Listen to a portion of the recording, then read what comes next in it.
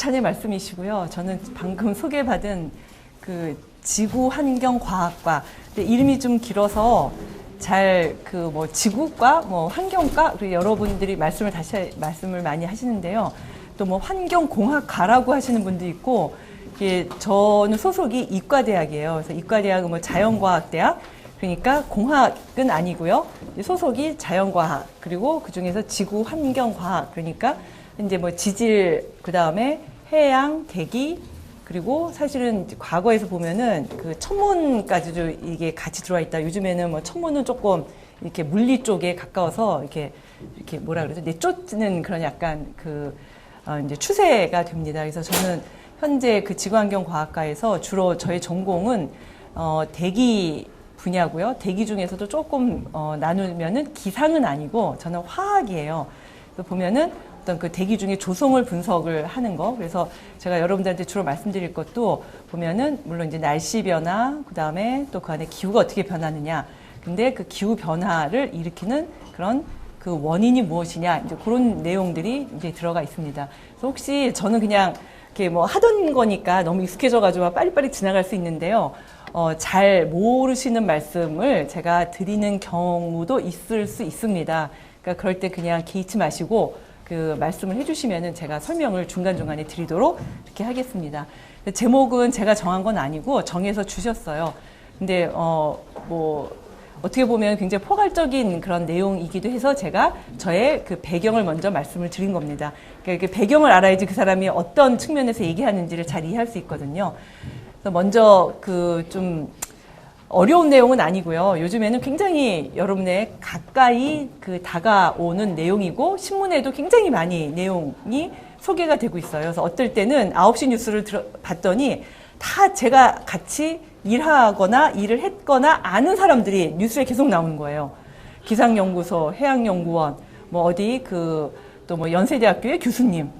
이게 어떻게 된 일이냐. 9시 뉴스면은 주로 사회나 정치 문제가 나와야 되는데 보니까 그게 뭐 한 3분의 1 정도 되지만 나머지 한 3분의 2가 다 제가 하고 있는 그런 내용하고 관련이 되는 거예요. 그래서 그때 굉장히 한번 이게 많이 변했구나 하는 걸 느낄 수가 있었습니다. 그러니까 여러분 여기 앞에는 다 그냥 간단하게 여러분이 다 알고 있는 내용이니까 한번 같이 쭉 살펴보도록 그렇게 해요. 그래서 자연재해하고 관련된 영화, 요 사이트에 들어가면은 5가지가 탑 10이 아니라 탑 5로 정리가 되어 있어서 먼저 한번 같이 살펴보려고 합니다. 혹시 또 자연재해 관련된 영화 하면 생각나시는 거 있으세요, 혹시? 이거는 뭘까요? 좀 오래된 영화인데? 네, 토네이도. 그쵸? 토네이도는 그 제목은 아니었고요. 제목은 트위스터라는 그런 그 제목이었어요. 근데 여기 보면은 그 트위스터라고 이게 토네이도가 이렇게 뺑뺑뺑 돌잖아요. 이게 트위스터고 여기에서는 그 토네이도가 바로 그 사람을 지나갔는데 둘이서 주인공은 절대 안 죽잖아요. 주인공이 이렇게 잡고선 살아났어요. 좀 과거에 만들어진 영화지만 요즘에 어떻게 보면은 또 관심이 있는 그런 영화죠. 이제 4번째 말씀하셨던 해운대. 우리나라 영화인데 상당히 인기가 있었던 그런 영화죠. 이거는 지진해일 쓰나미를 주제로 해서 흥행에 성공했던 그런 영화입니다. 3번째는 뭘까요? 여기 다, 그리고 보니까 다 강의 자료를 가지고 있어서 그쵸? 이게 딥 임팩트라는, 이거는, 그 딥 임팩트는 사실은 노스트라다무스가 1999년에, 우리 이제 2000년이 되면은 우리 뭐 지구가 이제 1999년에 멸망할 것이다 하는 어떤 하나의 예언을 앞두고 어떤 식으로 멸망을 할 것이냐 하는 방법 중에 하나였어요. 그래서 여기 또 굉장히 사람들이 관심을 가지고 많이 보았던 영화죠. 이거는 해성 충돌, 행성 그런 게 지구하고 충돌해가지고 여기 아마겟돈도 약간 그런 비슷한 류의 영화였는데요. 그래서 이것도 인기가 조금 있었고요. 그 다음에 이거는 뭘까요? 근데 이거 사실은 좀 제가 많이 고민을 했습니다. 이게 그 세월호 사건하고 너무 이게 관련이 돼가지고 이걸 넣을까 말까 막 고민을 하다가 그냥 이게 54321 해가지고 그냥 넣었는데 참 안타까운 그런 일이죠. 그렇죠? 그래서 이 타이타닉의 이 소재, 이제 굉장히 슬픈 그런 이야기지만 아름다운 사랑의 그 내용으로 굉장히 인기를 끌었던 영화예요. 근데 왜 빙하 충돌 때문에 배가 이제 침몰했다는 건 알고 있지만 왜 빙하가 그 당시에 거기 있어서 충돌하게 됐느냐? 그러면은 선장이 과실이었느냐? 그럼 그거는 아니었어요. 왜냐하면은 그 당시에 많은 배들이 다녔고 사람들이 굉장히 자신감에 넘쳐서 절대로 이 배는 침몰하지 않을 것이다 했는데 빙하를 만났어요. 근데 그거는 예측하지 못했던 그런 하나의 재해였거든요. 왜 뭐가 예측을 못했던 거냐 하면 그때 그 빙하가 있으리라고는 생각을 못했던 거예요. 빙하가 다 녹아서 없어졌을 그런 시기였거든요. 이게 왜 그러냐면 이것도 엘니뇨의 한 부분이었습니다. 엘니뇨가 나타나면 이제 전 세계적으로 이상 그 기후가 나타나는데 사람들이 그 당시에는 엘니뇨가 뭔지를 몰랐었어요. 이 당시에는. 그래서 빙하가 있을 것이라는 걸 예측을 못하고 결국에는 이제 배가 빙하와 충돌해서 침몰하는 그런 이제 안타까운 일이 발생을 했습니다. 1등은 뭘까요? 혹시 다 보셨나요? 네, 2005년에 개봉되었던 투모로우라는 영화. 그 The Day After Tomorrow라고 이제 우리나라에서는 투모로우 해서 이게 나왔었는데 이것도 그 굉장히 사람들이 이거 흥행을 할까 이렇게 의심을 했었는데 의외로 이거는 흥행에 성공을 했어요. 사람들이 그만큼 관심이 많다는 거죠. 이거는 빙하기 뒤에 그러니까 온난화가 지속이 되지만 궁극적으로 이 온난화 뒤에는 빙하기가 올 것이다. 근데 사실 너무 과장이 많아가지고 이 내용의 대부분은 다 과장이었어요. 그렇지만 그 안에 나중에 말씀드리겠지만 이 빙하기가 올 수 있다는 그 가정 자체는 과거에서도 있었던 일이고요. 그거 하나는 팩트고 한 가지 팩트를 가지고 나머지는 전부 다 과장이 심했던 거죠. 막 온도가 갑자기 몇 도씩 막 내려가가지고 사람들이 막 뛰어와서 이게 뭐라 그러죠? 그 이제 얼어붙지 않기 위해서 막 도망가잖아요. 근데 그런 일은 있을 수는 없죠. 사실은. 그렇지만 굉장히 우리한테 시사하는 바가 컸고요. 그 다음에 나중에 맨 마지막에 장면이 외계에서 지구를 보면서 야, 내가 이렇게 아름다운 지구는 본 적이 없다. 결국은 인간이 지구를 갖다가 엉망으로 만들었다는 하나의 그 마지막의 멘트가 그런 걸 의미를 하는 거예요.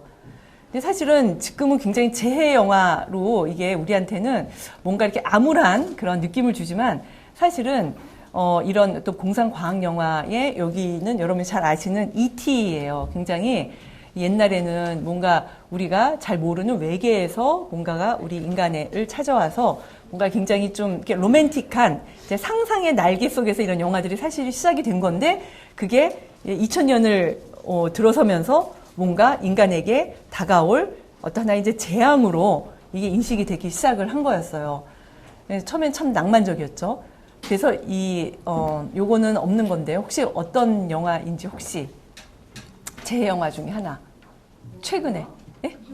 아니요 해운대 말고 요거는 2012년 예 2012년 그리고 요게 그 노아 올해 개봉된 거요.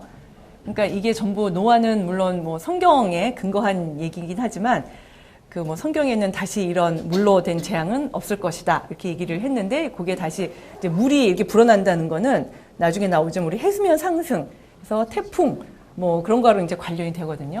그러니까 전부 요즘에 나오는 영화들의 주 하나의 어떤 장르가 지구하고 관련이 되고 지구의 환경 변화, 그 다음에 기상 재해, 그 다음에 또 하나는 뭐 지진이나 어떤 자연재해 쪽으로 가고 있어요.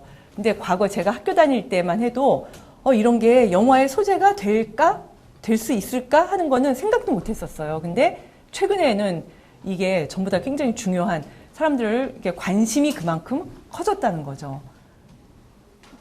그래서 뭐 다른 영화도 많이 있는데 이제 여기까지가 이제 영화 내용이었고요. 이 분은 엘 고호로 그 이제 과거에 미국 부통령을 지냈던 분인데 사실은 뭐 정치하고는 지금 관련은 없고요. 이제 최근에 보면은 이분이 뭐 잘 아시겠지만 불편한 진실 2006년에 요 필름을 만드셨어요. 다큐멘터리를 만드셔서 나중에 요거는 여기 인컨비니언트 트루스라고 여기 나와 있고요. 아카데미 상을 받으셨어요. 이분이 영화에 출연 뭐 잘생기셔서 영화에 출연을 한 게 아니라 그 아카데미의 다큐멘터리 상을 받으셨습니다. 그리고 요거는 지금 이제 하나의 이제 패러디인데요. 그 2007년에는 그 IPCC 보고서, 저희가 그 기후변화 정부 간 협의체에서 만든 그 4차 보고서가 2007년에 나왔는데, 그 IPCC라는 그 단체가 노벨 평화상을 받게 된 거죠. 그리고 여기 엘고어하고 같이 노벨 평화상을 받으셨어요. 그러니까 이게 기후변화하고 관련된 게 무슨 평화상의 대상이 됐느냐, 그것도 어떻게 보면 굉장히 새로운 거죠. 근데 그만큼 어떤 지구의 기후변화, 그 다음에 어떤 환경에 대한 관심이 과거하고는 전혀 다르다. 그러니까 과거에는 별로 신경도 안 썼는데 지금 굉장히 많은 신경을 쓰고 있다 하는 걸 단편적으로 보여주는 예라고 할 수가 있습니다. 환경 그러면은 너무 광범위해요. 그래서 저는 지구 환경, 그러니까 지구 전체에서 환경을 다루는 그런 반면에, 또 보면은 그 어떤 아주 로컬하게는 환경 그러면 우리가 마시는 물, 숨 쉬는 공기, 그러니까 또 여러분이 뭐 병원에 이제 가시면은 이제 바이러스에 여러분이 그 어떻게 보면 이제 감기 같은 것도 감염이 된 거잖아요. 그런 것들이 다 환경적인 요소가 돼요. 그래서 우리가 굉장히 아주 로컬한 우리 주변부터 시작해가지고 지구 전체까지 굉장히 광범위한, 그러니까 시 공간의 스케일이 굉장히 이제 크다고 그렇게 보시면 됩니다. 그래서 광범위한데, 이 과거에는 뭐 마시는 물 저희 신경 썼나요? 아무 데서나 가서 물 마셨죠? 과거에 보면은 한강물 이게 얼잖아요. 그럼 그거를 얼음을 갖다가 저희가 먹었어요. 그거를 여러분 상상하실 수 있어요? 한강에서 떠온 물을 마시라고 주면은 여러분 누구 드실 분 계세요? 돈 준다 그래도 아마 안 마실걸요? 그쵸? 얼마 돈의 문제긴 하겠지만 많이 주면 마실 수도 있겠지만요. 근데 안 마실 거예요. 근데 뭐 요즘 그렇게 됐지만 과거에는 그랬었고요. 그다음에 지구 환경, 지구에서 무슨 일이 일어나느냐, 그거 여러분 엘니뇨라는 그런 단어도 제가 학교 다닐 때는 엘니뇨라는 단어가 물론 이제 학교에 다닐 때 배우긴 했지만 그게 그렇게 익숙한 단어는 아니었어요. 근데 요즘에는 저희 어머니도 엘니뇨가 뭔지 아세요. 그만큼 많이 변한 거죠. 그래서 이런 지구, 그다음에 이 환경에 대한 문제가 모든 사람의 관심사, 다 전부 다 이해 득실에 있어서는 조금씩 다르지만 지구 전체 사람들한테 설문조사를 했을 거예요. 물론 이제 잘 사는 게 굉장히 중요하긴 하지만 어떤 굉장히 시급한 문제, 그다음에 우리가 해결해야 될 공통의 관심사로 뽑을 수 있는 1순위가 어떻게 보면은 요즘에는 이런 그 환경, 지구 환경 문제가 되었다고 해도 이게 어떻게 보면은 이게 뭐 이렇게 지나침이 없다고 이렇게 볼 수가 있는 거죠. 이런 그 환경 문제 그러면은 사실은 뭐 1960년대 이 쭉 거슬러 올라가면은 반핵 운동, 지금은 지구 환경 문제가 중요하지만 과거에는 핵무기 금지에 대한 이제 관심부터 시작을 해가지고 1962년에 침묵의 봄이라는 그런 이제 DDT 관련된 그런 책이 나오게 됐어요. 우리나라에도 이게 번역이 돼서 소개가 됐죠. 일단 68년에 뭐 로마 보고서, 뭐 1972년 보고서, 그래가지고 결국에는 이런 환경 문제는 뭐하고 관련이 되냐면은 저희가 기후변화와 삶 그렇게 했지만 우리 삶하고 직결이 되는 거예요. 저희 뭐 어떤 획기적인 기술이 나와가지고 그 기술로 지구를 뭐 슈퍼맨이 나와서 지구를 구할 수 있다. 근데 그런 건 아니죠. 우리 모두 개개인의 삶하고 이게 직결이 될 수밖에 없는 거예요. 어떤 저희의 인간의 지나친 욕망, 편리를 위주로 이제 좋아하고 그 다음에 편안함과 어떤 이제 쾌적함 그런 걸 추구하다 보니까 자꾸 오염이 되고 자연이 파괴가 되는 거죠. 그래서 그런 내용이 벌써 1960년대에 지적이 되기 시작을 했어요. 그리고 1972년 6월에 그 스웨덴 스톡홀름 UN 인간 환경 회의가 있었고요. 거기에서 인간 환경 선언이 있었죠. 그래서 보면은 존엄과 복지. 그 요즘에는 어떤 그 인권에 굉장히 사람들이 그 이제 이렇게 딱 꽂혀가지고 학생들한테 너 무슨 일 하고 싶니? 그러면은 전부 다 어떤 그 문과 학생들한테 보면은 그 인권 관련된 일을 굉장히 하고 싶어요. 물론 예쁘게 포장을 해서 그럴 수도 있긴 하지만요. 근데 사실은 그 존엄성, 인간의 어떤 권리, 정의 그런 게 과거에는 인권이 유린당하는 걸로 굉장히 많이 접근이 됐는데 요즘에는 환경 문제에서 굉장히 많이 접근이 되고 있어요. 어떤 이런 오염된 환경에서 그다음에 그 없는 사람들은 굉장히 힘들게 삶을 영위할 수밖에 없다. 그래서 여기 보면은 6월 5일이 세계 환경의 날로 지정이 돼서 과거엔 그렇게 크게 빛을 보질 못했었는데 요즘에는 이런 문제들이 굉장히 많은 사람들한테 이제 관심, 어떤 사회 정의의 측면에서 또다시 관심의 대상이 되고 있습니다. 근데 이런 글로벌한 환경 문제, 과거에는 어떤 뭐 이런 뭐 DDT라든지 아니면은 뭐 중금속 오염 이런 것들이 지구 전체 환경 문제로 사람들의 관심을 끌게 된 게 언제냐 하면은 85년에 남극의 오존 구멍이 발견된, 사실 구멍은 아니에요. 이게 구멍이 뻥 뚫린 게 아니라 여기에 그 파란 색깔로 예쁘게 이렇게 나타나는 요 부분이 남극의 오존 구멍이라고 저희가 부르는 그런 지역인데요. 여기에 보시다시피 남극의 오존 농도가 이렇게 어느 정도 일정하게 유지가 되다가 이 85년에 와가지고 농도가 굉장히 한 반, 평소에 한 반 이하로 줄어들었어요. 굉장히 얇아진 거를 저희가 오존 구멍이라고 표시를 합니다. 오존이 아주 없어진 거는 아니에요. 그리고 그 남극에는 오존이 늘 없는 것도 아니고 이 오존 구멍은 특별한 시기에만, 그러니까 9월에서부터 시작해서 10월 정도에, 그러니까 10월에 가장 농도가 낮아져요. 그러니까 여러분이 만약에 남극을 가시겠다 그럴 때 남극에 뭐 11월이나 12월에 가면은 뭐 그때는 문제 없어요. 11월이 아니라 1월이나 뭐 2월 정도에. 근데 언제가 문제니 하면은 10월 달에 농도가 가장 줄어들어요. 그래서 이제 시기적으로 이게 변동성이 있고 그다음에 최근에는 농도가 다시 증가하는 그런 추세에 있긴 하지만 1985년에 발표를 했어요. 근데 그게 어느 요 1985년에 농도가 줄어든 것만 가지고 얘기한 게 아니라 점차 줄어들기 시작을 했습니다. 근데 그 발표를 한 게 줄어드는 그런 경향성이 나타나기 시작을 하고 한 10년 정도 지나서 이거는 리얼, 확실하다 하고 발표를 한 거였어요. 근데 이제 우리나라 같은 경우는 그렇지가 않죠. 뭐가 좀 줄어들면은 막 신문에다가 터뜨리고 나중에 지나고 보면 아니고 그 다음에 또 그걸 갖다 이슈화 해가지고 누군가는 거기서 늘 이득을 보는 사람이 생겨요. 근데 이제 외국 같은 경우는 그런 거는 우리하고는 조금 다른 아시아 쪽하고는요. 그래서 이게 사실은 1985년에 이런 남극의 오존 구멍의 발견 뒤에는 어떤 일이 있었느냐 하면 1957년에 International Geophysical Year라고 IGY라는 전 세계적인 지구의 날 제정이 있었어요. 1957년에. 그러니까 벌써 우리는 1957년 하면 여기 그때 이제 태어나신 분은 있겠지만 굉장히 우리 못 살던 그런 시절이거든요. 뭐 환경이 뭐야, 당장 먹고 살 게 없는데. 그런데 그 외국에서는 지구의 날을 지정을 해서 남극에서 오존을 관측을 했고요. 그 다음에 하와이에서 CO2의 농도를 측정하기 시작했어요. 두 가지 일을 시작을 했어요. 1957년에. 그러고 나서 30년이 흐른 후에 남극의 오존 구멍이 발견이 됐고요.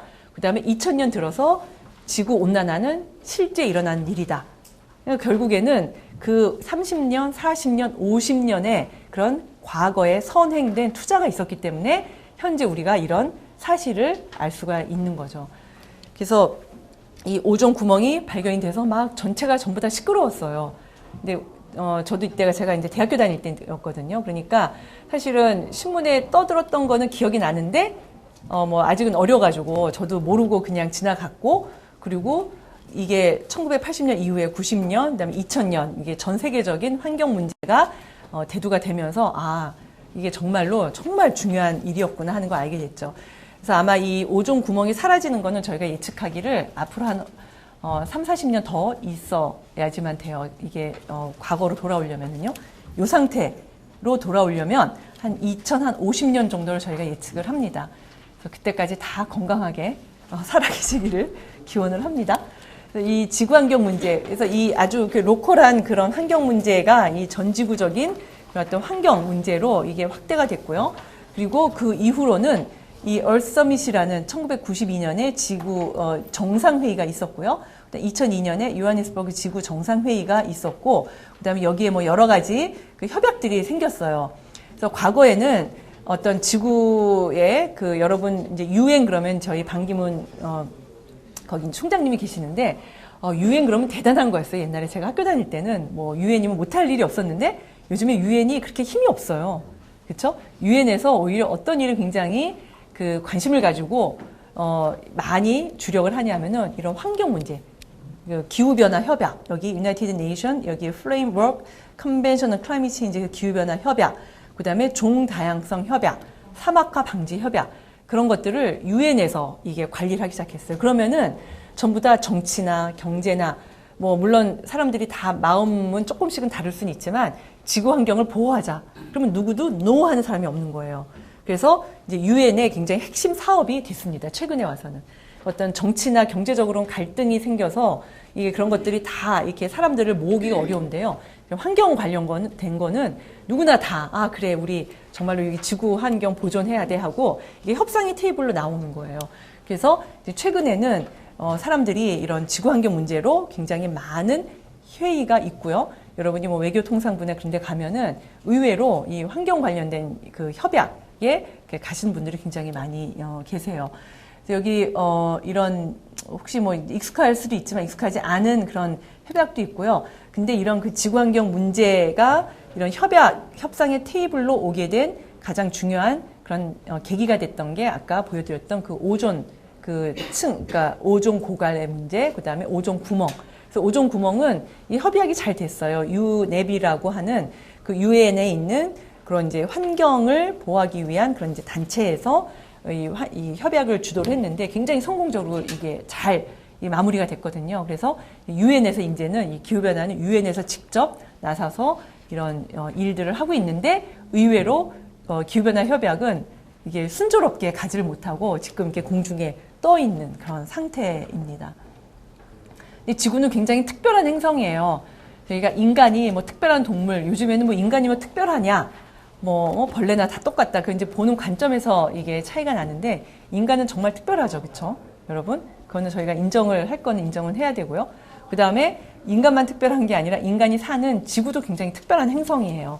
보면은 이 화성이나 금성 같은 경우는 지구의 사촌이라고 할 수 있어요. 여러분 뭐 어렸을 때나 아니면은 아이들 데리고 이게 박물관에 가면은 여기 태양부터 시작해서 수성, 금성, 지구 해가지고 쭉 태양계를 갖다가 이제 축적을 해가지고 이렇게 아마 쭉 이렇게 모형으로 만들어 놓은 거 아마 보셨을 거예요. 보면은 태양에 지구, 수성, 금성, 지구, 화성은 다닥다닥 붙어 있죠. 그러다가 한참 떨어져가지고 목성, 뭐 토성, 뭐 이렇게 천왕성 그렇게 있거든요. 걔네들은 좀 달라요. 근데 얘네들은 굉장히 비슷한 사촌인데 그럼에도 불구하고 여러분 아시다시피 화성은 차가워서 사람이 살 수가 없는 곳이고요. 그 다음에 금성은 뜨거워서 사람이 또 역시 살 수가 없어요. 굉장히 비슷하거든요. 이웃 사촌인데 왜 이렇게 다르냐? 그러면은 그 다른 가장 중요한 그 다름을 주는 중요한 그 하나의 원인 된 게 뭐냐면은 이 대기예요. 대기는 사실은 굉장히 얇은 층이에요. 지구를 봤을 때 진짜 사과 껍데기 껍질로도 대변 이렇게 그 비유할 수 없을 정도로 굉장히 얇은데 그 대기의 조성을 보면은 굉장히 많이 달라요. 지구에만 산소가 있고요. 그 다음에 지구에 뭐 산소가 있다는 걸 여러분 다 아시겠지만 여기 보면은 질소와 이 CO2 다른 데는 요 CO2가 굉장히 많아요. 근데 우리 지구는 CO2의 비가 상당히 적습니다. 그리고 이런 금성이나 화성 같은 경우는 어떤 그 에볼루션이라고 저희가 얘기를 하는데요. 그 오랜 시간을 거치면서 현재의 대기로 얘가 자연스럽게 만들어졌는데 이 산소라는 거는 절대로 이렇게 많이 있을 수가 없어요. 근데 왜 폭발적으로 산소가 많아졌냐 하면은 이것도 이제 다 아는 그런 생물의 출현 때문이죠. 이게 녹색 식물의 출현. 여기 보면은 녹색 심이 그런데 녹색이라는 거는 생명의 색깔이에요. 그렇죠? 저희가 녹색과 파란색. 왜냐하면 녹색은 풀을 의미하고요. 파란색은 물을 의미하잖아요. 저희가 하늘과 바다, 뭐 물을 의미하는데 이제 생명의 색깔이죠.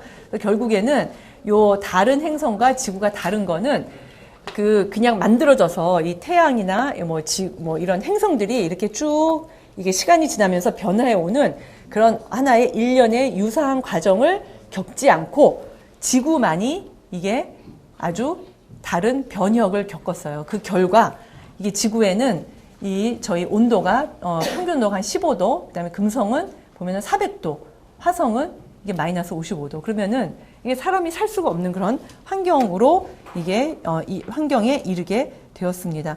그래서 아까하고 이제 관련된 내용인데요. 그 지구 대기의 진화 이렇게 보면은 광합성이 증가를 한 거죠. 과거에. 근데 사실 45억 년 뭐 이게 지구가 진짜로 45억 년이냐? 그럼 저희 알 수 없어요. 저희가 어떻게 셈으로 여러분 돈색이 있잖아요. 그 핸드폰에 보면은 여러분 그 1억 세어보셨어요? 혹시 10,000원짜리로? 그 누르기도 힘들어요. 억이라는 숫자는 굉장히 뭐 요즘에는 억도 아무것도 아닐 수도 있는데 이게 큰 숫자예요. 45억 년. 그러면은 저희가 가늠하기 어려운 그런 그 시간입니다. 그렇지만 인간에게 의미 있는 시간은 이 45억 년이 아니라 사실은 산소가 현재와 같은 대기의 농도에 이르게 된 거는 한 4억 년 정도밖에 안 돼요.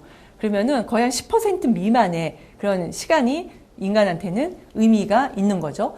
그리고 현재에 이르게 된 거죠. 그래서 과거에 그 식물이 우리 지구에 출현했고요. 그 식물이 출현하게 된 그 배경에는 물이 있었던 게 가장 중요한 거고요. 그래서 결국에는 산소가 나타나면서 지구의 환경에 대변혁이 나타난 거예요. 지금은 뭐 불이 나거나 그러면은 여러분 그게 오염이라고 생각하거든요. 저희가 오염의 원인이 뭐냐? 다 태우는 활동이에요. 자동차 연료를 태우고 불의 사용은 굉장히 저희한테 중요한 문명을 가져왔지만 사실은 불을 사용하면서부터 지구가 오염되기 시작을 한 거예요. 보면은 그 태우는 거는 다 오염을 일으킨다고 생각을 하시면 돼요. 그래서 그 태우는 과정은 뭐죠? 산소를 소모하는 과정이거든요. 산소를 없애는 게 오염의 과정이에요. 근데 산소가 대기 중에 나타난, 폭발적으로 나타난 그런 과거에는 그 산소가 있기 전에는 산소가 없는 게 정상 상태였어요. 산소가 대기 중에 나타남으로 해서 지구상에 살고 있던 박테리아, 생물들은 다 죽음에 이르게 됐습니다. 그러니까 저희가 현재는 산소가 많이 없는 걸 오염이라고 하는데 과거에는 산소가 대기 중에 나타난 게 대오염 사건이었어요. 근데 우리 인간은 그 과거에 있었던 대오염 사건에 저희는 혜택을 보는 거죠. 그렇죠? 현재는 그 지구에서 잘 살고 있습니다. 근데 문제는 뭐냐면은 현재에 이르면서 인간이 먹기 위해서 불을 놓거나 저희가 살기 위해서 추우니까 이제 불을 떼거나 하는 게 아니라 엄청나게 많은 그런 물품들을 필요로 하게 됐잖아요. 공장이 계속 이게 가동이 되고 있어요. 자동차 계속 가동이 되고 있고 현재 인간이 하는 모든 활동들은 사실은 지구에 어느 모로든지 영향을 미치고 있다고 그렇게 할 수가 있는 거죠. 그래서 지구 환경은 45억 년 동안 계속 변해왔어요. 그러니까 현재에 뭔가가 변한다. 이거 지구가 당장 멸망할 것 같다 하는 인식을 누군가가 자꾸만 줘요. 미디어가 자꾸 우리나라는 신문을 저는 모든 게 다 거짓말이라고 생각하지는 않지만 모든 게 다 과장돼 있어요. 보면은. 그러니까 여러분이 아는 만큼 보인다 그랬는데요. 사실은 뭐가 진짜인지 가짜는 아니에요. 가짜는 아니지만 그 정도를 가늠할 수가 없는 거예요. 보면은 과거에 지구 환경이 변하지 않았느냐? 계속 변했어요. 변하지 않는 거는 세상에 없어요. 그러니까 변하지 않는다는 거는 살아있지 않다는 얘기거든요. 사람도 변하잖아요. 그러니까 제가 저는 대학교 다닐 때 이게 대학교 이제 졸업하고 제가 나이가 40, 30 그게 되는 걸 이해를 못했어요. 왜 어렸을 땐 다 그렇거든요. 과격하잖아요. 짧고 굵게 살자. 나는 주름진 얼굴 보여주기 싫어. 그냥 열심히 살다가 어느 순간에 탁 죽어야지. 멋있게 죽어야지. 막 그런 생각을 했었어요. 그리고 뭔가 이렇게 변해가는 거에 대해서 굉장히 반감? 나는 어렸을 때 순수성을 유지해야지. 그 어른들 되게 싫어했어요. 그거 여러분, 이제 저도 제가 학생들 가르치다 보니까 왜 그런지는 이해는 돼요. 요즘에는 빈부의 격차도 중요하지만 세대 간의 갈등이 굉장히 중요하거든요. 여러분 아주 어린애들하고 말이 통하나요? 절대 안 통해요. 요즘에는. 근데 그런 게 저희 어른들의 순수성을 잃어가는 것도 있지만 사실 아이들이 이제 과격해질 수밖에 없는데 어렸을 때는 저도 그랬어요. 또 변화에 대한 그런 굉장히 반감이 컸어요. 근데 제가 이제 공부를 하다 보니까 변화라는 거는 굉장히 자연스러운 거고요. 변화가 없는 거는 죽음이에요. 저희가 얼굴이 조금씩 주름이 지고요. 머리도 조금씩 빠지고 나이가 들면서 그러잖아요. 그리고 뭔가 이렇게 뱃살도 붓고 사실 그런 게 굉장히 내추럴한 거예요. 근데 그걸 싫어하거든요. 이게 아주 예쁜 얼굴로. 그러니까 자꾸만 성형수술을 하고 사람들이 그러는데 지구는 변하지 않는 거는 그게 위험한 거예요. 변화하는 게 자연스러운 거고 변화를 해야지만 그게 마지막에 캐타스트로피라고 저희가 그러는데 재앙이라는 거는 변화가 없는 게 어떻게 보면 재앙이고요. 변화하는 건 굉장히 자연스러운 거죠. 그래서 전체 계속 변화해 왔고요. 그런 총체적인 지구 환경이 지금 지구 환경도 굉장히 많아요. 여러 가지가 있는데 총체적인 지구 환경을 한마디로 저희가 요약을 하면 한 단어로 나타내면 그게 결국은 기후예요. 여러분 온도가 변하는 거, 강수량이 변하는 거, 저희는 온도 변화만 기후라 그러고 그거는 날씨 변화죠. 어떻게 보면은. 기후라는 거는 굉장히 복합적인 여러 많은 다양한 것들을 내포하고 있습니다. 지구 전체의 환경 변화를 저희가 기후라는 한 단어로 표시를 할 수 있어요. 그래서 기후 변화, 뭐 해수면 변동, 생물의 멸종 사건 이런 것들이 다 지구의 환경 변화, 기후 변화하고 함께 엮여져 있던 거예요. 그럼 기후 변화를 왜 저희가 걱정하느냐? 과거의 기록을 봤더니 기후 변화와 더불어 생물의 멸종 사건이 나타났어요. 그러면은 이게 기후 변화가 정말 급격하게 간다 그러면은 인간도 멸망할 수 있는 가능성이 있다는 거죠. 그러니까 걱정을 하는 거죠, 저희가 현재. 그래서 과거의 온도 변화의 기록들입니다. 보면은 한 1000년 정도 이렇게 가면은 한 0.6도. 근데 요거를 조금 더 과거에 한 2000년 정도 한 1.5도 변했고요. 요게 한 20만 년 정도로 가면 한 6도 정도 이렇게 변했어요. 맥시멈 요 온도인데요. 그리고 요렇게 왔다 갔다 이게 계속 변화가 지속이 되어 왔습니다. 변화 자체가 잘못된 건 아니에요. 근데 저희는 변화 자체가 잘못됐다고 생각하시는 분들이 상당히 많아요. 변화 자체는 굉장히 건강한 거고요. 새로운 상태를 찾아서 지구 환경이 무기 환경이긴 하지만 계속 변화해 가고 있어요. 그리고 여기에는 요 빨간 색깔로 표시가 된 거는 해수면 변화, 이게 계속 변화해 왔는데 과거에부터 생물의 종멸종이 이게 같이 일어났던 건데요. 여러분이 가장 잘 알고 있는 생물의 종멸종은 공룡의 멸망이죠. 그렇죠? 6,500만 년 전에 요게 요 시점이에요. 요 공룡의 멸망 사건인데 이게 이 해수면 변동인데 이게 해수면이 올라갈 때 내려갈 때 올라갈 때 내려갈 때 있는데 올라갈 때는 보면은 생물의 종의 멸종이 그렇게 나타난 거는 이렇게 확실하지 않고요. 중요한 거는 이게 해수면이 이렇게 갑자기 내려가는 건 빙하기가 온 거거든요. 근데 뭐 사실 이제 빙하기라고 요때는 빙하기는 아닌데 온도가 내려간 그런 시기였어요. 요때가 공룡이 멸망했던 그런 시기예요.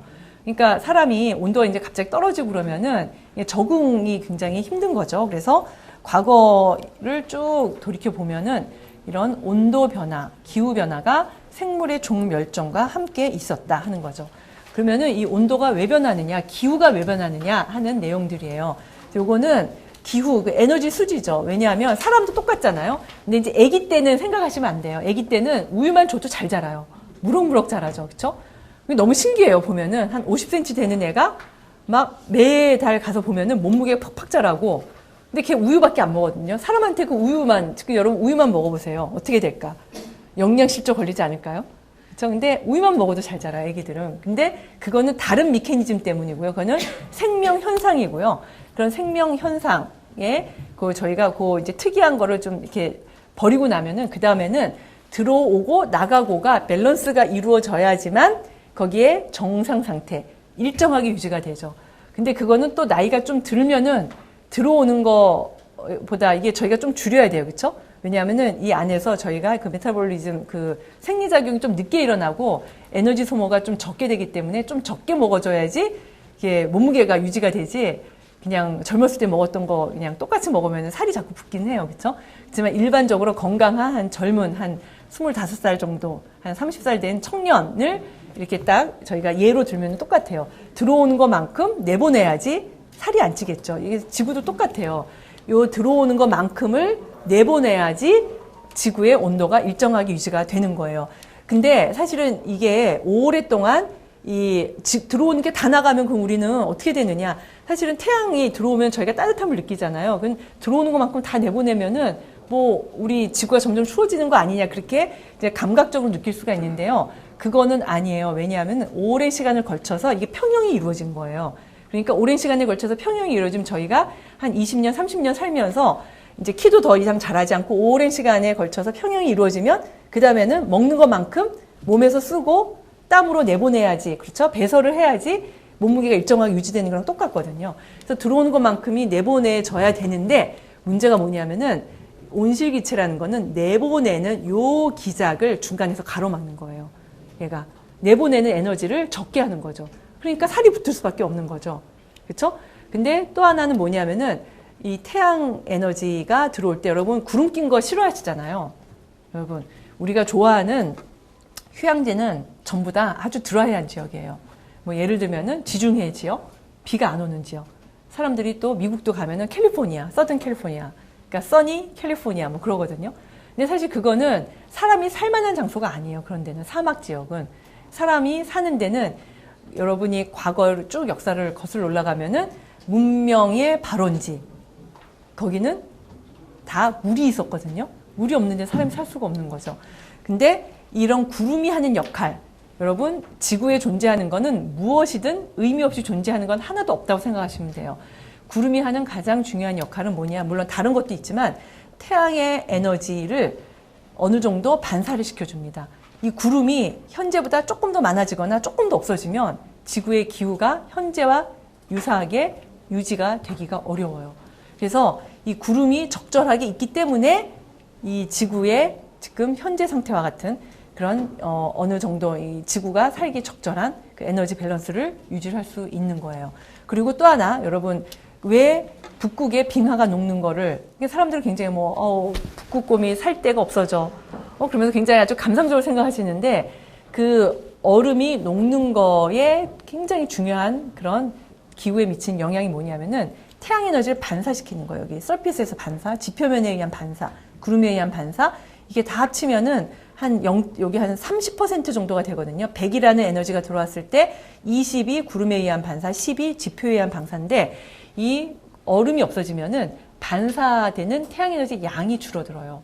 그래서 이게 우리한테 이 북극에 남극에 있는 빙하가 왜 중요하냐? 사실 우리 북극이나 남극이 안 살거든요.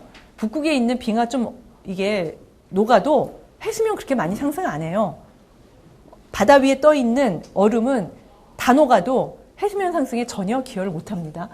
근데 왜 우리가 걱정하느냐? 이런 이 반사량에 영향을 미치기 때문이죠. 그래서 이런 것들이 태양 에너지를 차단시켜주고 또 그다음에 뭐 이런 그 온실기체가 또 지구에서 나가는 그 에너지를 또 어느 정도 차단시켜주기 때문에 지구의 온도가 일정하게 유지가 돼요. 근데 사람들이 생각하기를 온실기체 CO2 다 나쁜 거 아니냐. 근데 사실 지구에 존재하는 물이 가장 중요한 온실기체거든요. H2O, 수증기. 근데 CO2가 여러분 만약에 없다. 온실기체가 없다 그러면 아까 제가 맨 앞에 이거 좀 순서가 약간 그렇긴 한데요. 지구가 왜 온도가 15도 정도 유지가 되느냐. 화성과 지구의 차이는 지구의 대기 중에 적정한 양의 요 온실기체가 있기 때문이에요. 온실기체가 다 없어지면 지구의 온도가 마이너스 33 하면은 돼요. 여기서 마이너스 33 하면 영하로 떨어지죠.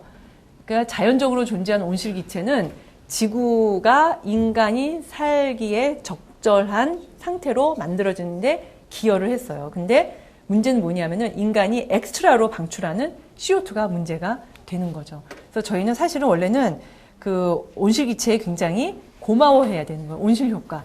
지구의 온실효과 때문에. 근데 화성은 온실효과가 0이고요. 그 다음에 금성은 온실효과가 너무 많아서 온도가 400몇십 도가 된 거예요. 근데 지구는 그냥 딱 적절, 안성맞춤 그런 거죠. 그냥 just right이에요. 딱 적절한 양이 있기 때문에 지구의 온도가 15도를 유지를 하게 되는 거죠. 근데 이제 최근에는 여러분이 생각하기에 지구의 온도 0.6도? 그게 대수야? 1도도 안 되는데 정말 작은 온도가 증가했는데 그게 그렇게 큰 문제라고 떠드느냐. 근데 그게 이제 사실은 그렇지가 않은 거죠. 그러니까 델리키트한 거 있잖아요. 아주 미묘한 그런 밸런스가 이게 굉장히 중요한 거예요. 그래서 그 밸런스가 틀어지는 게 문제죠. 보면 절대 양도 중요하지만. 그래서 그 위도별로 보면은 전체로 보면은 그 밸런스가 맞는데요. 사실은 위도로 보면은 우리가 모든 사람을 갖다가 딱 이렇게 줄수기를 해가지고 우리가 평균이라는 거 사람들이 평균 좋아하잖아요. 누구나 다 평균은 되고 싶어 해요. 평균, 키도 평균은 돼야 되고, 그쵸? 돈도 평균을 벌어야 되고 우리가 평균을 좋아하는데 자연의 평균은 모든 게 똑같은 키를 갖는 게 평균이 아니라 적도는 뜨겁고 극지역은 추워요. 적도에 과잉 에너지가 생기고요. 극지역에 부족한 에너지가 생깁니다. 이게 자연이에요. 그러면은 얘네가 어떤 식으로 평형을 이루느냐? 그러면 과잉 에너지가 부족한 대로 극지역으로 이동을 합니다. 그래서 그 이동의 수단이 뭐냐 하면은 에너지 재분배의 수단이 여러분이 알고 있는 대기의 순환이에요. 여러분 바람이 왜 불어요? 바람 안 불면은 여러분 굉장히 덥죠? 에너지의 불균형이 아니면 바람이 절대 불지 않아요. 그 다음에 또 하나 여러분이 아는 해수가 움직이죠. 그렇죠? 여러분 해류라는 거 알고 있어요? 해류를 이용해서 사람들이 배를 타고 신대륙을 발견하고 그랬는데 해류가 왜 움직이느냐? 적도 지역의 과잉 에너지를 극지역으로 운반하기 위해서. 그러니까 사실은 에너지, 지구가 전체가 다 똑같이 평균 15도를 유지한다. 절대로 바닷물이 움직이지 않습니다. 그리고 심층 해수의 순환, 그런데 요거는 아까는 표층 해수의 순환만 말씀드린 거고요. 그다음에 심층 해수도 순환을 해요. 여러분 옛날에 바다 밑에 해저 이말리, 그 다음에 바다 밑에 여러분 심층전에 보면 용궁이 있고 굉장히 아주 보면은 사람들이 바다 밑은 아주 고요한 걸로 생각하는데 실제 바다 밑에도 물이 그러니까 해류처럼 움직이진 않지만 전체적인 이동이 있어요. 그리고 가장 중요한 게 물순환. 여러분 비가 없으면 어때요? 여러분 내륙 지역에 사는 사람들, 그다음에 강이 없는데 사는 사람들 어떻게 물을 구하겠어요? 우리가 알고 있는 물의 순환도 보면은 이게 대기를 따라서 물의 순환이 일어나는데 적도의 따뜻한 해수에서 방출된 수증기가 공기의 움직임을 따라서 극지역으로 이동을 하면서 그러면서 나타나는 게 비가 되는 거예요. 과잉 에너지를 어떻게 여러분 내가 나 정말로 살 빼고 싶어 하는데 가만히 있으면 살이 빠지나요? 열심히 운동을 해야죠. 그렇죠? 열심히 운동을 해서 땀을 배출을 해야 돼요. 근데 이것도 어떤 식으로 에너지가 재분배가 되느냐. 여러분 상의 변화, 기체와 액체와 고체가 상의 변화를 하죠. 그러면은 나는 수증기가 되고 싶어. 안 되죠. 그렇죠? 어떻게 돼요? 에너지를 흡수를 해야지. 고체도 얼음이 나 물이 되고 싶어. 가만히 안 돼요. 그렇죠? 에너지를 흡수해야지 돼요. 근데 그 에너지를 흡수해야 된다는 거는 사람으로 따지면 노력을 해야 된다는 거죠. 근데 고체보다 액체는 유동성이 더 커요. 자유도가 커요. 그렇죠? 액체보다 기체가 자유도가 커지고. 그러니까 에너지를 더 많이 가질수록 얘네들은 움직일 수 있는 자유도가 더 커지는 거예요. 그런데 반면에 그러면은 기체가 액체가 되려면 어떻게 돼야 돼요? 내가 가지고 있는 에너지를 줘야지만 돼요. 나는 기체가 액체가 되고 싶다 그래서 그냥 내가 가지고 있는 거 에너지를 어디서 받았잖아요. 그냥 다 가지고 나는 액체 되고 싶어. 안 돼요. 누군가에게 줘야 돼요. 그 누군가에게 주는 게 뭐냐면은 극지역으로 이동을 했을 때 차가운 지역에 에너지를 주면서 나는 비가 돼서 떨어지는 거죠. 그래서 이런 순환이 일어나는 거예요. 그래서 에너지 재분배가 있는 거죠. 여러분이 지구과학을 잘 알면은 사람이 어떻게 살아야 되는지도 굉장히 눈에 보여요. 보면은 저희가 따라가진 못하지만 그래서 어떤 우리나라 사회에도 보면은 평등이라는 문제가 이게 굉장히 중요하잖아요. 정의가 뭐냐. 그랬을 때 지금 이제 정부에서도 그런 일 많이 하지만 이게 굉장히 우리가 사회 정의를 사회 평등을 어떻게 이루어야 될 것이냐 하는 거는 저희가 자연의 움직임을 보면은 자연을 보면은 거기서 해답을 얻을 수가 있어요. 근데 이제 저희는 전부 다 이제 인위적으로 막 하려고 그러니까 이게 좀 잘 안 되는 거죠. 그래서 이 물순환 그리고 이 비가 오는 거는 사실은 큰 공장이에요. 지구의 전체 물의 97%가 바다에 있습니다. 여러분 바다에서 표류하는 사람들이 왜 죽어요? 물이 없어서 죽어요. 그쵸? 물의 바다에서 물이 없어서 죽어요. 이것도 아이러니잖아요. 그 물을 만드는 사람한테 필요한 물은 해수가 아니라 담수죠. 근데 굉장히 아이러니한 거는 97%는 바다에 있어요. 나머지 2%는 어디에 있느냐? 극지역의 빙하로 있어요. 인간이 사용할 수 있는 물은 1%도 안 돼요. 근데 또 그 나머지 빙하도 빼고 바다도 빼면 나머지는 뭐로 있느냐? 저 밑에 지하수로 있어요. 우리는 눈에 보이는 물, 강물이나 하천수 그런 게 굉장히 많은 것처럼 생각하지만 사실은 강물이나 하천수는 대기 중에 존재하는 물보다도 적어요. 물의 양으로 따지면. 그러니까 인간은 굉장히 작은 리소스를 활용을 하는 거예요. 그리고 비가 오는 거는 해수를 정화시키는 여가 장치예요. 솔트를 다 빼고 인간한테 주는 거죠. 그래서 저는 맨날 이거 이제 강의하면서 참 지구가 잘 만들어졌지. 만약에 바닷물이 담수였다. 그랬으면은 이게 벌써 이게 뭔가가 지구 환경이 현재와 같은 상태로 유지하지 않았을 것 같아요. 유지가 안 됐을 것 같은 생각이 드는 거예요. 그래서 우리 지구는 굉장히 여러분이 아는 것처럼 막 우리 이게 지금 보면은 이러다가 지구가 멸망하는 거 아닌가? 막 그러는데 그런 거보다는 굉장히 많은 그 안에 빨리 인간이 어떻게 이렇게 손 써가지고 인간의 영향에 의해서 빨리빨리 변하게 아예 처음부터 그게 차단이 된 그런 많은 장치들을 가지고 있어요. 지구 자체가. 그러니까 마치 이렇게 제가 보면은 지구가 만들어진 게 벌써 그 과거에 인간이 이러한 그런 여러 가지 많은 행위를 할 것이다 하는 걸 미리 막 예견을 하고 만드는 것 같은 그런 그 시그널도 굉장히 많이 보여요. 그래서 우리가 그런 거 갖다가 미리 막 섣불리 지구가 막 곧 바로 멸망할 것이다 하는 그런 하나의 뭐라 그러죠? 불안감은 가질 필요는 없지만 사실은 그게 누적이 되다 보면은 사실은 굉장히 큰 영향을 미칠 수 있거든요. 그래서 그런 아주 불안감을 가질 필요는 없지만 사실은 뭔가는 해야 돼요. 저희가 하나하나가 그러니까 한 사람 한 사람이 뭔가는 해야지 되는 거죠. 이런 이제 물순환이 있고요. 그 다음에 그래서 이 지구 시스템의 이제 순환 특성인데요. 그래서 보면은 그 대기 순환은 굉장히 빨라요. 1년. 왜 기후 변화가 막 대기 변화처럼 느껴지느냐? 대기는요 아무것도 하는 일 없어요. 근데 얘가 대기가 빨리 변하거든요. 모든 지구 환경 문제는 대기를 통해서 매개가 돼요. 왜냐 워낙 빨리 움직이기 때문에. 바다는 1000년 걸립니다. 일반적으로. 지각의 순환은 1억 년이 걸려요. 1과 1000과 억. 그러니까 사실은 모든 각 권역이 다 중요하지만 우리가 느끼는 거는 뭔가 다 대기를 통해서 일어나는 것 같아요. 그래서 기후변화하면은 대기, 뭐 기상 그렇게 가는데 사실은 기후라는 거는 지구의 총체적인 환경을 얘기하는 거고요. 이런 시스템의 순환 특성이 각 권역마다 다르기 때문에 일어나는 현상들이 다 다르고요. 얘네가 전부 다 복합적으로 서로 유기적으로 관계를 이게 가지면서 서로 영향을 주고받는다 하는 거죠. 그래서 기후를 바꾸는 인자들 자연적인 강제력이라 그러는데요. 뭐 태양, 일단은 태양이 가장 중요하죠. 과거엔 태양이 현재보다 어두웠다고 생각을 하고요. 이런 반사도가 중요하고 지각의 판들의 움직임, 그 다음에 이심률, 뭐 요거는 뭐 제가 말씀을 안 드리고요. 화산폭발, 화산폭발도 지구 기후를 바꾸는데 굉장히 중요한 영향을 미치고 있습니다. 지구의 자전축이 이게 이렇게 오락가락 하는 거, 여러분 이제 지구과학을 들으셨으면은 아실 텐데, 뭐 이거는 뭐 모르셔도 괜찮고요. 뭐 이심률이나 지구가 이렇게 공정 궤도가 이렇게 동그란 원이 아니에요. 약간 기울어져 있어서 이제 그런 것들, 그다음에 지구의 자전축의 기울기가 조금씩 변하면서 지구로 들어오는 태양 에너지가 달라집니다. 그리고 1991년에 피나투보 화산 폭발이 있었는데 이거는 굉장히 아주 센세이셔널한 사건이었어요. 이게 일옵션 컬럼이라 그러는데 이게 거의 한 몇십 킬로미터, 한 50km, 40-50km 정도 돼요.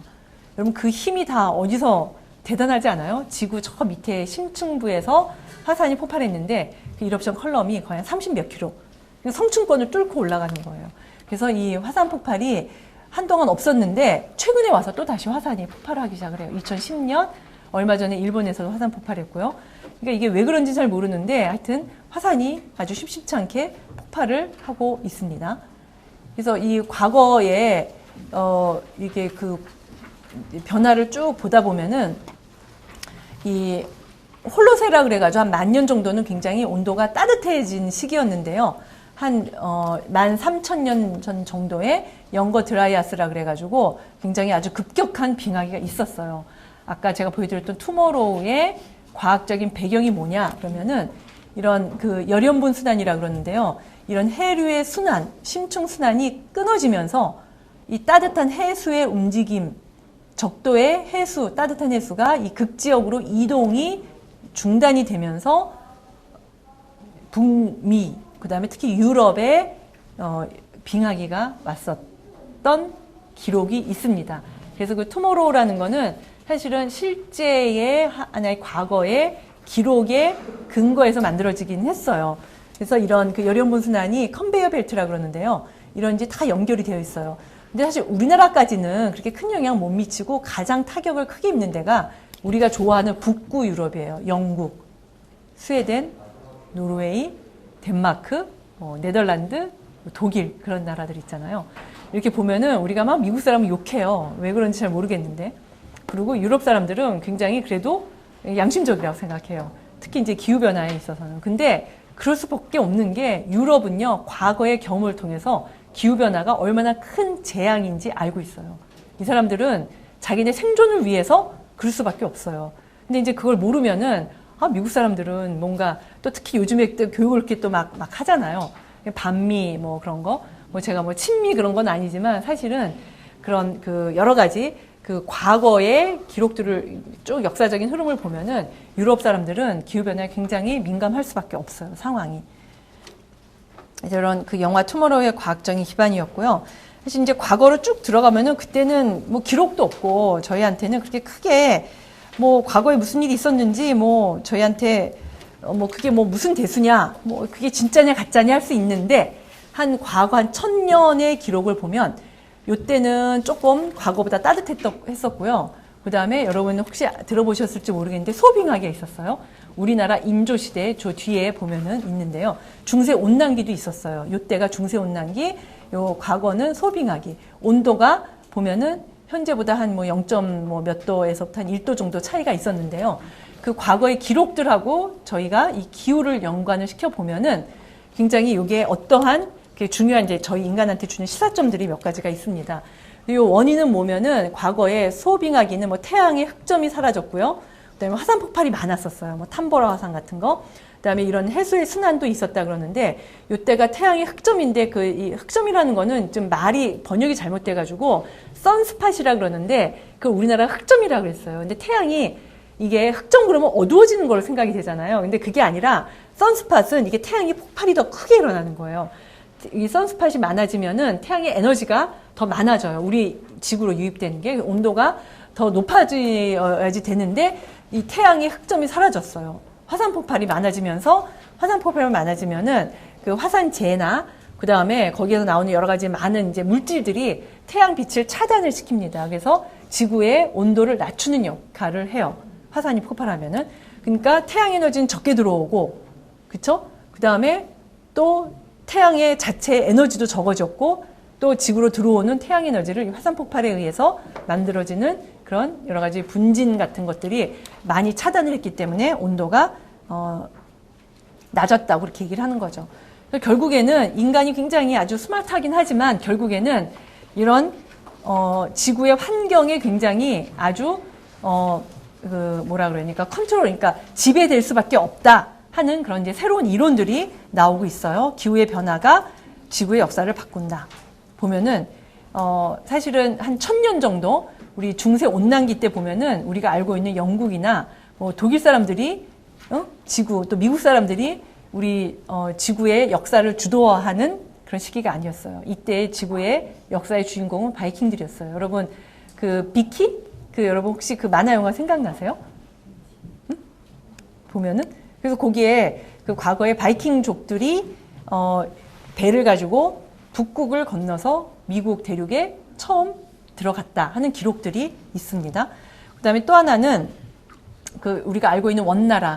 원나라는 정통 중국인이 아니기 때문에 옛날에 과거에 중국 사람들은 원나라를 자기네 중국 역사에 들어놓질 않았는데 지금은 또 달라졌어요. 근데 징기스칸이 몽골, 지금 보면 여러분 몽골 가면 아무것도 없어요. 근데 어떻게 거기 살던 사람이 세계, 유럽까지 정복을 했느냐. 이게 또 하나의 아이러니거든요. 근데 들어가 보니까 과거에 이때의 온난기, 그러면 어떻게 돼요? 초지에 풀이 잘 자라죠. 풀이 잘 자라면 이 사람도 유목민이거든요. 그러면은 가축들이 많아져요. 가축이 많아지면 인간이 먹을 수 있는 식량이 많아지는 거죠. 식량이 많아지면 어떻게 돼요? 인구가 늘어나는 거예요.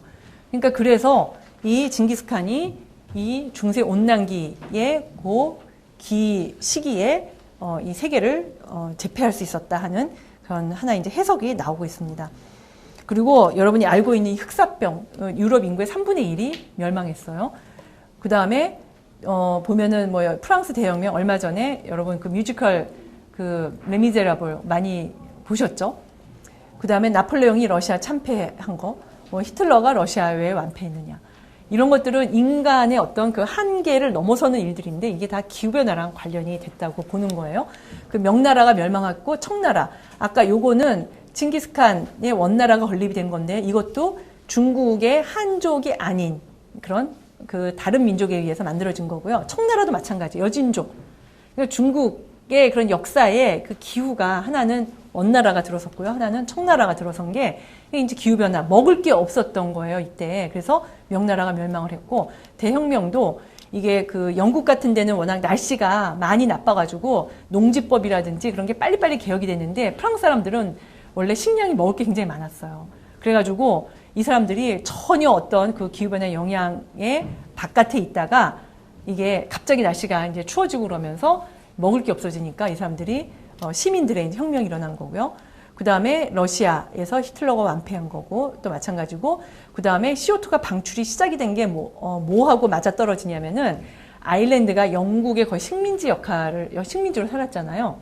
그러면은 영국 사람들은 그 유럽 사람들은 곡물 여러분 시리얼 혹시 좋아하시는지 모르겠지만 시리얼 그 곡물을 주로 먹는데 이 감자가 미국에서 유럽으로 가면서 그 영국 사람들 고위층은 감자를 안 먹었어요. 이게 뭐 식량이냐. 그 대신 그 감자를 누가 먹었냐면 못 사는 사람들이 많이 먹었거든요.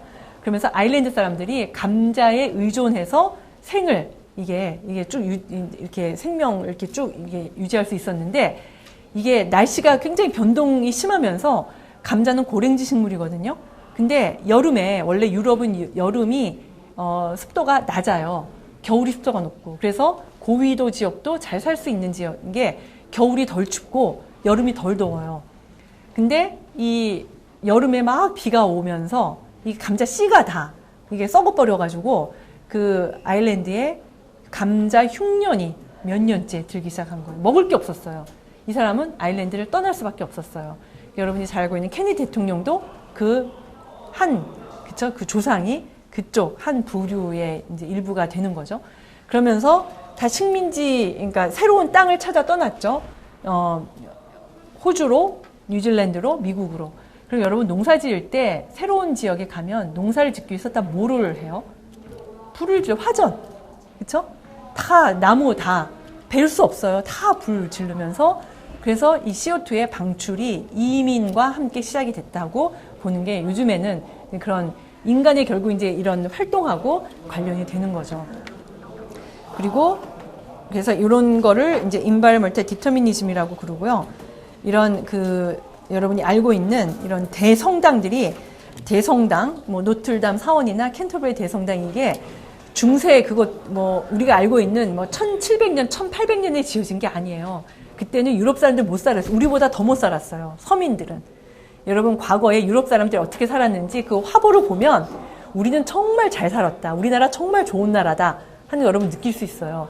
근데 그게 이상하게 우리는 뭐 맨날 이조 시대에 뭐 양반들의 횡포 뭐 어쩌고 뭐 무슨 뭐라 그러죠 뭐 이상한 사또.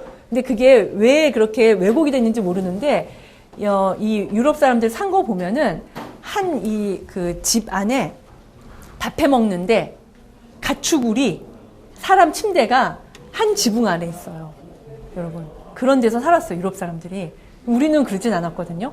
그리고 우리나라 인구가 그렇게 뭐 몇십 %가 인구가 줄 정도로 우리가 굶주린 적 없었어요. 우리나라는. 근데 유럽은 과거에 흑사병도 사람들이 못 먹어서 생긴 병이에요. 이게 보면은. 근데 이 과거에 이런 성당들이 따뜻할 때 지어졌고요. 그리고 또 여러분이 요 가장 유명한 비싼 바이올린 하면은 그 스트라디바리우스 여기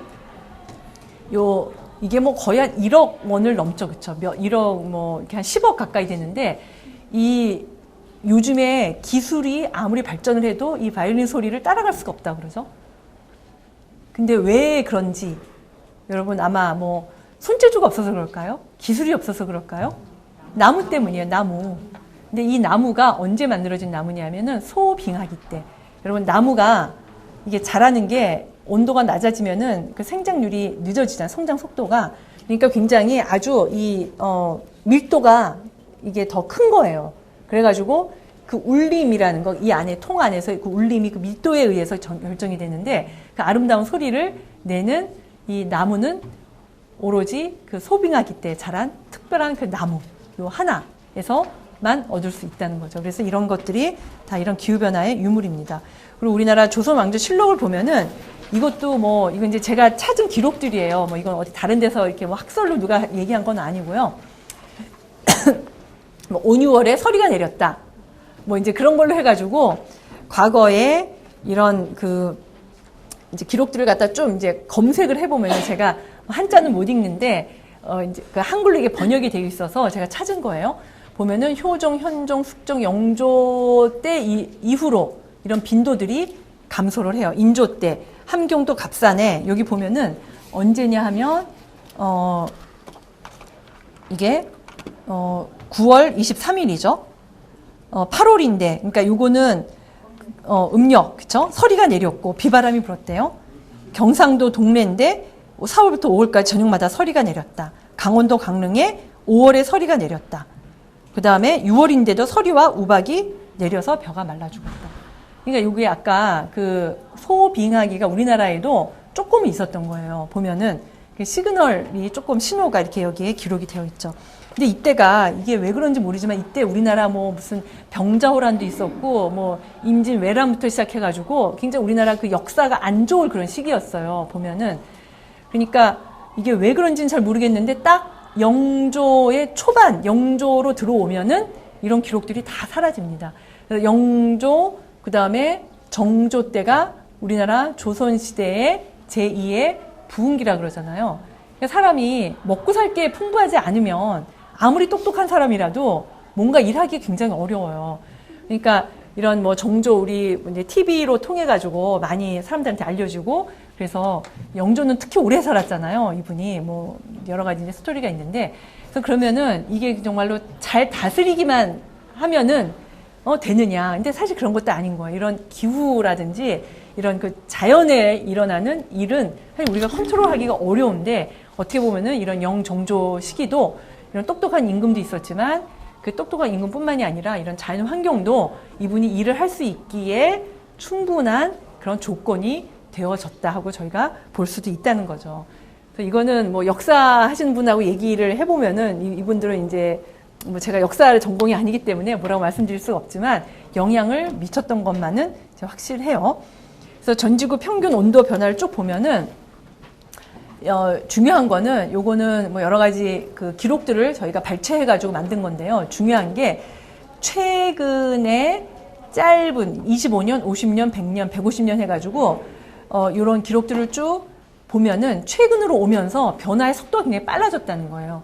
뭐 과거에 현재보다 온도가 6도가 낮았어도 지구가 멸망하지 않았어요.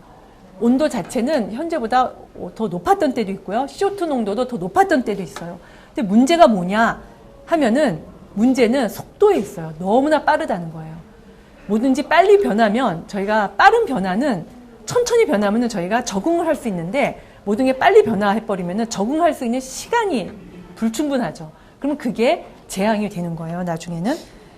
그래서 이 최근에 이제 새로 나온 걸 보면은 이 IPCC라는 게 2007년, 1년, 95, 90 이렇게 해서 보면은 최근으로 오면서 이 변화의 속도가 굉장히 이제 빨라지는 거. 이거는 새로 제가 넣은 건데요.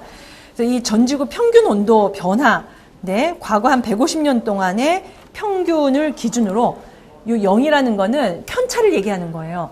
평균을 기준으로 해서 얼마나 변화가 됐느냐 보면은 요 그 평균을 기준으로 했을 때가 여기에 나타난 것처럼 한 0.7도 정도가 되는 거죠. 사실은 과거 요 끝에서부터 끝까지는 더 큰 변화가 있는데 이제 평균을 했을 때 평균에서부터 현재의 온도가 얼마나 높으냐 했을 때 한 0.7도 정도 높다고 보는 거예요.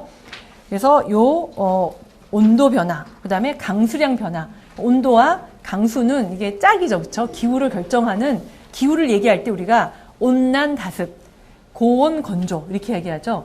그러니까 기후를 얘기할 때 항상 강수량과 온도를 같이 얘기하게 돼서 짝으로 가는데 그 강수량의 변화도 보면은 1990에서 94년까지 이렇게 보면은 그 이쪽 그 여러분이 잘 알고 있는 그 유라시아 대륙을 보면은 얘가 강수량이 좀 많아지고요. 더운 지역이 강수량이 적어지고 있어요. 그러니까 원래 건조한 지역은 강수량이 좀 많아지고, 근데 여기 보면 사하라 사막 같은 지역도 이 강수량이 조금 줄어들고 있는 거죠. 그래서 강수량도 똑같이 늘어나고 똑같이 줄어들면 좋은데 이게 전 지역적으로 봤을 때 굉장히 불균형을 이루고 있다는 게 중요한 거죠. 그리고 기후변화는 나타나는 게 우리 인간한테 그 온도가 몇 도가 높아진다 하는 건 눈으로 안 보여요. 근데 인간한테 눈으로 보이는 기후변화의 증거, 그러면은 대표적인 게 해수면의 상승이에요. 물론 빙하가 녹아서 해수면이 상승할 수도 있지만 해수면 상승에 가장 큰 영향을 미치는 거는 뭐냐면 그 온도가 높아지면 어떻게 돼요? 팽창을 하죠. 해수가 평균 그 깊이가 4km예요. 4km의 해수가 옆으로 아래로는 어떻게 해요? 팽창이 안 되죠. 위로 다 팽창을 하는 거예요. 모든 팽창이. 그러니까 해수면이 상승을 하게 되는 거죠. 해수면이 상승하게 되면 물론 우리가 땅을 잃어요. 여러분이 잘 알고 있는 네덜란드 같은 나라는 전 국토의 한 3분의 2인가가 해수면보다 낮잖아요. 그 사람들은 이 기후변화가 엄청나게 자기 나라의 생존을 위협하는 요인이 되는 거죠. 그리고 우리 저지대 문제가 되고, 그 다음에 또 하나는 여러분이 잘 많이 들어보셨을 텐데 슈퍼 태풍, 뭐 슈퍼 허리케인, 그런 게 왜 중요하냐? 해수면이 상승을 하면은 실제로는 그게 어떻게 돼요? 물의 높이가 높아지면 그만큼 많은 물이 이 내륙으로 침범할 수가 있는 거죠. 그래서 그런 슈퍼 태풍 같은 그런 위협에 저희가 굉장히 불안해하는 거죠. 그래서 이상기후로 인한 피해가 물론 인플레이션이 있죠. 여기에는. 왜냐하면 돈으로 다 표시를 한 거니까. 과거에 100만 원과 제가 어렸을 때 초등학교 다닐 때는 100만 원 그러면은 제가 알고 있는 가장 큰 돈이 100만 원이었어요. 제가 대학교 다닐 때는 등록금이 올랐는데 그때 그 등록금이 50만 원이 안 됐어요. 근데 지금은 100단위거든요, 전부 다. 그러니까 사실은 그런 그 인플레이션을 생각하면은 그것도 하나의 요인이 될 수 있지만 이상 기후로 인한 피해를 돈으로 환산을 하면은 이게 뭐 과거하고는 전혀 이게 비교가 안 되는 거죠. 최근에 와서는 기후를 바꾸는 게 인위적인 강제력, 인위적인 인간의 활동. 그러니까 대기 조성의 변화가 가장 중요한 거예요. 대기 조성의 변화는 뭐냐? 그러면은 여기 화석연료 사용이죠. 그쵸? 그 다음에 왜 우리하고 먼 브라질에 있는 그 밀림, 그 다음에 인도네시아에 있는 그 밀림을 보호해야 되느냐 하면은 이게 태우는 거예요. 이 사람들이 태우면서 거기서 많은 나무의 중요성은 뭐냐? 탄소 동화작용을 하죠. 1년을 살다가 죽는 풀은요, 그 CO2의 저장 역할을 못해요. 그쵸? 저장을 못해요. 근데 나무는 어떻게 돼요? 계속적으로 나무가 자라면서 CO2, 나무가 위대하죠? 그죠? CO2를 뭘로 바꾸느냐? 올게닉으로 바꿔요. 무기탄소를 유기탄소로 바꿔서 생체 안에 저장을 하는 거죠. 얘를 태우는 거예요. 그러니까 이런 벌목, 토지 이용의 변화, 그다음에 산불, 이런 것들이 지구 인간의 활동으로 인해서 대기의 조성의 변화를 가져오는 거죠. 그렇죠? 그러면은 CO2가 늘어나고 이런 뭐 메탄, 이런 온실기체, 그다음에 CFC 같은 거는 인간이 만든 거, 인공 합성 화합물. 옛날에 듀퐁에서 이 CFC를 만들었거든요. 그러면서 원더게스, 여러분 원더우먼 옛날에 있었잖아요. 굉장히 예쁘게 생긴 배우가 이렇게 이렇게 공주처럼 이렇게 예쁘게 생긴 배우가 있었는데, 원더게스, 인체에 무해하다. 그렇지만 냉장고의 냉매, 에어로솔 스프레이로 유용한. 그래서 엄청나게 많이 팔렸어요. 근데 그게 결국에는 그 성충권의 오존을 잡아먹는 그런 나쁜 영향을 미쳐서 이제는 사용이 금지가 된 거죠. 이런 공장에서 배출되는 물질들이 결국에는 황산과 질산을 만들고요. 그 다음에 대기 중에 또 오존 같은 거를 만들고, 그러니까 결국에는 모든 게 다 대기 조성의 변화로 인해서 온난화, 오존 소멸, 산성비, 스모그. 여러분 지금 중국발 스모그 막 그러는데, 여러분 이제 제가 좀 시간이 있으면 뭐 스모그 말씀도 드리면 좋겠는데, 스모그는 스모그 자체가 오는 것도 있지만 사실은 황해를 건너면서 만들어져요. 여기에 사람이 막 뭔가를 배출을 하잖아요. 그러면은 겨울철 추울 때 이게 스모그가 많이 만들어지는데, 이게 우리 중국에 여러분 가시면은 우리나라 아마 빨리, 물론 이제 경치가 좋은 데로 가면 좀 다르겠지만 우리나라 참 좋아요. 보면은 물도 맑고 공기도 맑고. 근데 사람이 뭔가가 인위적인 활동을 하면 그 결과로 대기 중으로 배출을 하게 되는데 그 배출되는 기체들이 이런 기체들이 이런 스모그를 만들어요. 그러니까 얘가 중국에서 대기의 순환을 따라서 우리나라로 이동을 하면서 얘네가 스모그를 만들게 되고 우리나라에 영향을 끼치게 됩니다. 그래서 이런 스모그, 먼지, 뭐 이런 대기질의 저하 이런 게 다 그 대기를 통해서 일어나는 거거든요. 그래서 이 전지구 환경 변화가 결국에는 대기를 통해서, 왜냐하면 움직임이 워낙 빠르기 때문에 지구 전체의 대기는 이게 1년이면 섞여요. 여러분이 아까 제가 보여드렸던 성층권의 오존 소멸이 왜 우리한테 그렇게 큰 영향을 주느냐, 우리한테 주는 의의가 뭐냐. 우리 북반구에 인간이 주로 많이 살잖아요. 그것도 고위도 지역에, 중위도 고위도 지역에 이제 속칭 문명국이라고 일컫는 나라들이. 그러면은 우리가 주로 배출하는 것들은 북반구의 주로 중고위도 지역이에요. 근데 어디예요? 지표면이죠. 근데 성층권의 오존 소멸은 어디서 나타나냐면은 저기 반대에 남반구의 저 위에 성층권에서 나타났어요. 인간이 우리가 활동을 하는데 그 영향이 어디서 나타나냐면은 남반구의 저 위에서 나타났다는 거. 결국엔 저희가 생각할 수 있는 가장 거리가 먼 지역인데 거기에서 나타난 거예요. 결국은 그게 인간한테 시사하는 게 굉장히 큰 거예요. 우리가 여기서 이렇게 잘 살고 있는데 그 영향이 엄한 데 가서 나타난 거죠. 그렇죠? 그래서 이런 조성의 변화가 결국 이제 대기화학, 제가 공부하고 있는 것도 이런 대기 조성의 변화 쪽이에요. 사실은 기상은 아니고요. 근데 그게 결국 뭐냐 하면은 이런 전지구적인 환경 변화의 어떤 요인이 되는 그런 하나 이제 인자들을 공부를 하는 거죠. 그래서 지구온난화는 이렇게 CO2의 농도가 계속 증가했다. 이건 많이 아마 보셨을 거예요. 그래서 150년 동안 0.7도 증가했다. 이제 과거에도 이런 아이스코어 자료를 보면은 이게 이렇게 왔다 갔다 했었고, 그 다음에 온도. 근데 과거의 온도는 한 번 지나가면 측정이 안 됩니다. 여기 과거의 온도는 어떻게 측정을 하느냐, 측정한 게 아니고요. 저희가 다른 화학 지시종을 측정을 해서 현재와 비교해서 얼마나 온도가 높았느냐, 낮았느냐를 따지는 거예요. 그래서 이런 회의론자들이 이거 다 가짜다, 이거 전부 다 자료 조작이다 하는 사람들이 많아요. 근데 그런 여러 가지 자료는 저희가 보는 각도에 따라서 많이 달라지는데, 요 CO2와 온도를 1대1로 얘를 매칭을 시키면은 사실은 코릴레이션이 이렇게 좋지 않아요. 이게 저도 그냥 솔직히 말씀드리면. 근데 중요한 건 뭐냐면은 요 업 앤 다운, 올라갔다 내려갔다가 이게 비슷하게 되죠. 그쵸? 아직도 저희가 모르는 거는 온도 변화가 CO2가 농도가 높아지면 온도가 증가하는 건 참이에요. 근데 모두 참이냐 하면 온도가 증가하면 CO2 농도가 증가하는 것도 참이에요. 저희가 인과관계를 확실하게 딱 규정할 수는 없어요. 현재로서는. 그렇지만 저희가 아는 건 뭐냐면은 현재 굉장히 인간이 많은 CO2를 대기 중으로 배출했고요. 또 하나 CO2의 농도가 증가했어요. 그리고 또 하나 온도가 증가했어요. 두 개가 서로 이게 매칭이 되는 거죠. 그러면 결국에는 인간의 영향이 거기에 나타난 게 포함이 된 게 분명하다고 할 수가 있는 거죠. 아까 오존 구멍 변화 예측, 요게 결국에는 한 2060년 정도가 돼야지 남극 오존 구멍이 사라지게 됩니다. 그래서 앞으로 한 50년, 한 45년 정도 이렇게 남았는데, 그때가 되면은 전 지구적인 아마 축제가 있지 않을까. 그런, 이제 여러분, 그때, 이제 한번 기억하시고, 오늘 이렇게 강의 들으셨던 거 기억하시고, 그때 함께 이제 기뻐해 주세요. 이제 그것만이 문제가 아니라, 표층의 오존 농도, 우리는 참, 중국의 영향권에 있을 수밖에 없는 게, 과거에 이제 사대주의 그런 것 뿐만이 아니라 바람이 이렇게 불어요. 편서풍이. 우리는 어쨌든 좋든 싫든 간에 중국의 영향에 있을 수밖에 없고, 일본은 우리나라의 영향에 있을 수밖에 없어요.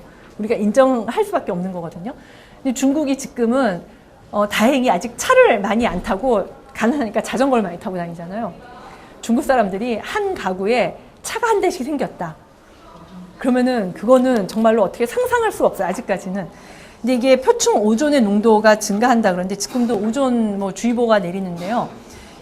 앞으로 한 2000에서 2100년까지 여름철에 농도가 증가하는데 보면은 오존 농도가 증가할 수 있는 지역이 다 아시아 지역이에요. 요게. 근데 요거는 배출에 의한 영향도 있지만 오존이 대기 중에서 만들어지는 기작이 화학적인 작용이거든요. 글로벌 워밍이 현재와 같은 상태로 지속이 되면 오존 농도도 증가할 수밖에 없어요. 그래서 이런 기후변화가 결국엔 인간의 삶에 이런 식으로도 영향을 미칠 수가 있어요. 요거는 기장은 제가 이제 넘어가고요. 그 다음에 황사는 조금, 이거는 우리가 대기오염 그러면은 과거에는 황사만 떠들었는데 이거는 사실은 좀 약간 잘못 오인된 것도 있어요. 왜냐하면 공무원들이 여러분 뭐 제가 뭐 공무원을 다 오도하는 건 아닌데 그 이제 일을 하다 보면은 공무원의 관심사는 눈에 보이는 거거든요. 아까 스모그도 눈에 보여요. 그쵸? 이게 하늘이 뿌얘지니까. 근데 오염은 늘 있는데 왜 황사에 관심을 가졌냐? 눈에 보이기 때문에가 답이에요. 그건 이제 제가 직접 들은 거거든요. 왜 다른 오염도 있는데 과거에 스모그도 있어요. 그런 그 연무라고 그래서 연무를 아무리 말씀을 드렸는데 그때는 안 통했어요. 그럼 왜 이렇게 황사만 관심을 가지세요? 그러니까 눈에 보이잖아요. 그게 답이었어요. 근데 이제는 이제 황사는 자연적으로 이게 발생을 해서 오는 거고 저희가 컨트롤하기가 어렵죠. 근데 스모그로 이게 간 거예요. 근데 스모그도 이게 저희가 눈에 보일 때는 이게 스모그 자체가 눈에 보이는 게 아니라 저희가 보는 스모그는 뭐냐면은 입자들이 오기 때문에 입자에 의해서 반사되는 태양빛. 여러분 빨강, 초록, 파랑이 빛의 사문색이죠. 빛의 사문색인데 그 빛이 합쳐진 무슨 색깔로 보이죠? 백색광이에요. 하늘이 뿌옇게 보이는 거예요, 그게. 그게 여러분이 스모그에 연무가 있다 그러면은 물론 그 안에 그 에어로솔 파티클이 우리가 에어로솔 파티클 눈에 안 보여요. 너무 작아서. 우리가 눈에 뿌옇게 하얗게 보이는 거는 파티클이 보이는 게 아니라 태양 빛이 그 안에서 반사가 되기 때문에 너무나 많이 에어로솔 파티클이 많아서 너무나 많이 반사가 돼서 우리 눈에 하얀 색깔로 들어오는 거예요. 그러니까 이제 그것도 가시적인 거죠. 시정이 나빠지는 거죠. 그래서 그게 구분이 되는 거예요. 그래서 이제 최근에는 이런 대기 오염이 아까 오존 말씀드렸는데 오존도 온실기체예요. 그렇죠? 온실 효과를 나타냅니다. 근데 다른 거는 뭐냐면은 오존은 대기 중에서 존재할 수 있는 기간이 좀 짧아요. 온실기체 CO2 같은 경우는 거의 100년 정도 이게 머무를 수 있는데 그래서 이런 대기 오염과 기후변화가 무관하지 않다는 거예요. 오염물질이 결국에는 기후변화까지도 유발할 수가 있는 거죠. 여러분 이런 숯검댕 있잖아요. 아무리 집문을 잘 닫아도 닦아보면 까만 색깔. 여러분 하얀 옷 많이 입고 나오시는데 하얀 옷 입고 며칠 서울을 돌아다니면 목이 까맣게 되죠. 그게 우리한테서 나온 때가 아니에요. 그게 물론 이제 남자들은 이제 지방 분비가 좀 많아가지고 그게 더 까매질 수는 있는데 그 까만 게 뭐냐면은 자동차 배기가스에서 나오는 그 기체들이 까만 색깔 검댕이 돼가지고 달라붙는 거예요. 화초도 여러분 닦아주지 않으세요? 서울에서는 이파리 닦죠. 그럼 어때요? 까만 색깔 묻어 나와요. 그게 지방에 가면 그렇지 않아요. 이렇게 까만 건 다 검댕인데 그 검댕도 태양빛을 흡수하는 역할을 해요. 최근에는 그런 오염물질들이 기후변화와 굉장히 밀접하게 관련이 된다 하는 연구 결과들이 보고가 되고 있어요. 그러니까 결국에는 이런 여러 가지 빙하가 줄어들고 있다. 굉장히 여러 군데서 많이 이렇게 보도가 되고 있죠. 그래서 북극빙하가 2050년 여름에는 사라질 수도 있다. 2050년이라는 건 아까 제가 보여드렸던 그 남극의 오존 구멍이 현재와 그러니까 과거의 상태로 돌아오는 그 유사한 그 시점이기도 한데 또 하나는 나쁜 거는 북극의 빙하가 다 사라질 거라고 지금 예측이 되는 그런 시점이기도 해요. 근데 이게 북극이 이 빙하가 사라지면은 이 북극의 항로를 어떻게 할 거냐, 여기에 남아있는 자원을 어떻게 채취할 거냐. 사실은 그런 거는 부수적인 문제고 이게 지구환경에 미친 영향이 굉장히 크다고밖에 할 수가 없어요. 그러니까 이런 기후변화는 현재 우리가 대면하고 있는 실제 리얼한 하나의 이제 팩트다 하는 거를 제가 말씀을 드리고 싶고요. 그러면은 결국에는 이런 기후변화, 아까 제가 오염과 기후변화를 이게 떼놓고 볼 수가 없다 그랬는데 그 오염은 어디서 나오느냐? 인간의 모든 활동이 어떻게 보면은 자연에 손상을 미칠 수가 있어요. 그러면은 우리는 아무것도 하지 말아야 되느냐? 하면 그건 아니에요. 여러분, 지구가 왜 중요하죠? 인간이 있기 때문에 인간이 없는 화성, 물론 전체적인 밸런스적인 측면에서는 중요하지만 우리가 화성이 지구만큼 중요해요? 금성이 지구만큼 중요해요? 아니에요. 왜 지구가 중요하냐? 인간이 발을 붙이고 살고 있는 땅이기 때문에 중요한 거죠. 그래서 저는 그런 어떤 그 굉장히 과격한 뭐라 그러죠? 환경주의자? 그러니까 제가 옛날에 TV에서 그 여러분 뭐 그린피스 같은 사람들 굉장히 과격해요. 보면은. 근데 굉장히 좀 약간 좀 치를 떨었던 하나의 그 뭐라 그러죠? 그 선전이 있었는데 뭐냐면은 그 모피 여러분 밍크가 모피 코트 하나 그 만드는데 얼마나 죽어야 되는지 아마 뭐 숫자들을 알고 이렇게 계실 텐데 굉장히 예쁜 모델이 이렇게 그 밍크 코트를 긴 밍크 코트를 입고 이렇게 패션쇼 하잖아요. 쫙 걸어 나와요. 그러면서 이렇게 한 바퀴 삥 돌잖아요. 모델들이 예쁘게. 근데 그 끝에 그 밍크 이렇게 술이 달려져 있는데 거기서 피가 쫙 뿌려지는 거예요. 그리고 이게 원탁으로 이렇게 앉아 있는데 그 앉아 있는 사람들 얼굴로 피가 이렇게 쫙 이게 그래가지고 저는 그걸 보고 좀 이거는 아니다 그런 생각이 드는 거예요.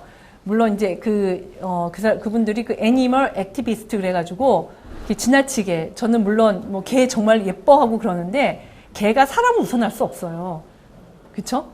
물론 개는 참 예뻐요. 이게 한번 기르면 정들면은 사람보다 더 낫다는 것도 아는데 이게 그 사람의 자리를 빼앗는 거는 저는 다 아무것도 있을 수 없다고 보거든요.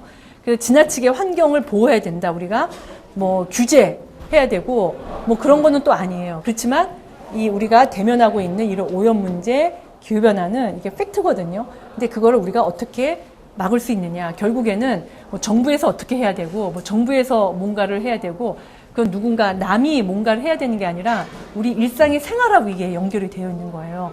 그래서 여기에 보면은 이게 불편한 진실이냐, 뭐 곤란한 진실이냐, 이제 사람들이 여러 가지 얘기를 많이 했었거든요. 그래서 이 뭐 초강력 허리케인이 30년 내에 2배가 된다. 근데 이거는 일 수도 있고 아닐 수도 있어요. 왜냐하면 저희가 아직까지는 태풍을 예보할 수 있는 능력은 없습니다. 여러분 일기예보도 3일까지는 굉장히 정확해요. 그러면 3일이 지나면 정확도가 굉장히 떨어지고요. 근데 요즘에는 굉장히 정확도가 많이 향상이 됐어요. 한 일주일 정도는 잘 맞아요. 제발 좀 틀리지 하고 바라거든요, 여러분. 근데 그럴 때 늘 실망을 안겨줘요. 왜냐하면 중요한 날이 있잖아요. 이날은 꼭 비가 오지 말아야 되는데 제발 틀려라. 근데 맞는 거예요. 그래서 그럴 땐 좀 아쉬운 이제 아쉬움이 크긴 한데 이게 이렇게 보면은 그 과거 어느 때보다도 현재의 그런 CO2의 요 증가가 엄청나게 속도가 빠르다는 거죠.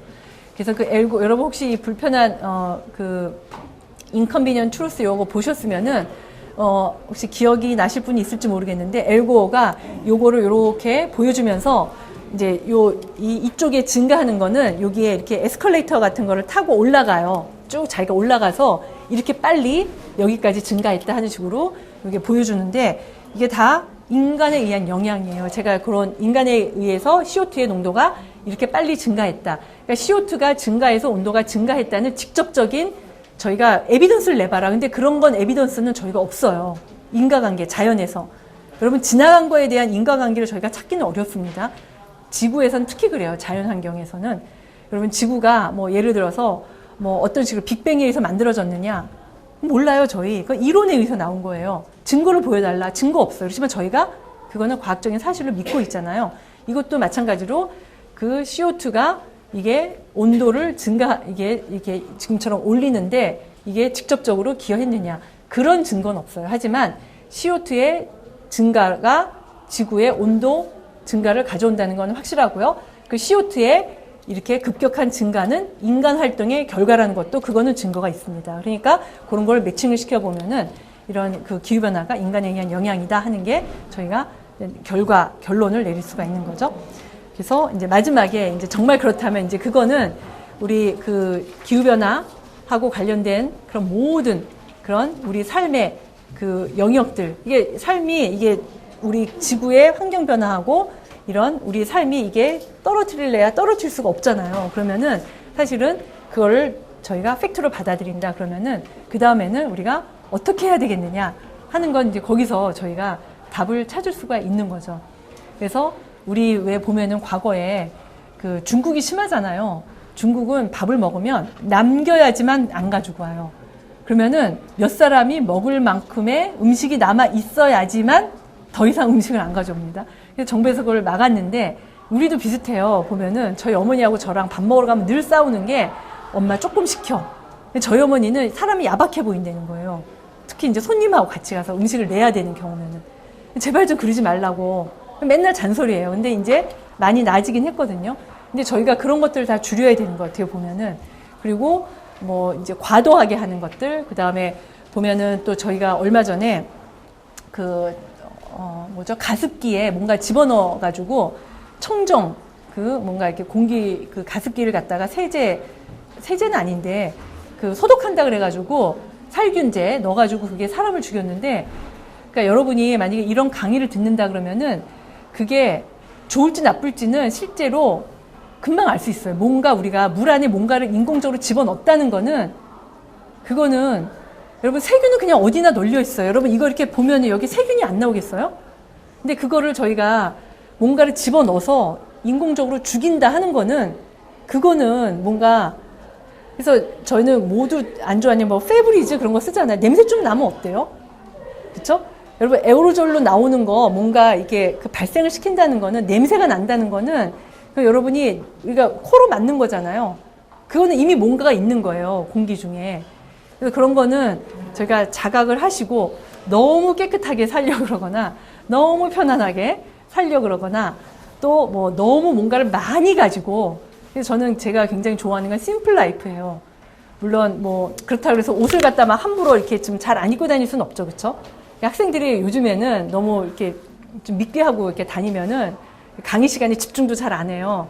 그래서 이제 그런 거는 어쩔 수는 없는데, 너무 뭔가가 이렇게 지나치게 많은 거, 뭐 집에 뭐 데코레이션이 많은 거, 뭐 예를 들어서 뭐 사람마다 좋아하는 게 좀씩 다르잖아요. 음식을 너무 많이 먹는다든지, 뭐 아니면 하여튼 뭐든지 좀 지나친 거, 그 다음에 뭐 걷는 걸 너무 싫어해가지고 차를 갖다 저기 앞에까지 꼭 이렇게 대야지 된다든지, 그러니까 여러 가지 많은 걸 찾을 수가 있는데, 보면은 사람마다 다 다르거든요. 누구나 조금씩 잘할 수 있는 분야가 있어요. 그쵸? 그래서 그런 부분부터 조금씩 고쳐나가면은 그게 바로 여러분이 이제 기후변화를 조금은, 이제 저지하는데 다 기여를 할 수 있는 거죠. 그래서, 여러분이 여기 보면 뭐 녹색 시민 양성 프로그램인데, 이런 거에 오신 것 자체가 저는 굉장히 다른 분들하고는 이렇게 대별되는, 먼저 인식이 깨어있는 분이라고 생각을 해요. 그래서 이제 그런 인식이 깨어있으면 그 다음에 이제 행동으로 이렇게 옮기실 차례라고 생각을 합니다. 그래서 제가 주어진 시간이 1시간 반이라서 일단 이제 5시가 돼서 강의를 마치고요. 혹시 이후에라도 뭔가 궁금하신 게 있으면은 저한테 이메일을 주시거나 뭐 전화를 주시면은, 여기에 강의 들으셨다는 말씀 하시면은 제가 또 답을 드리거나, 아니면은 또 누가 제가 더 잘 아시는 분을 소개를 시켜드리도록 하겠습니다. 감사합니다.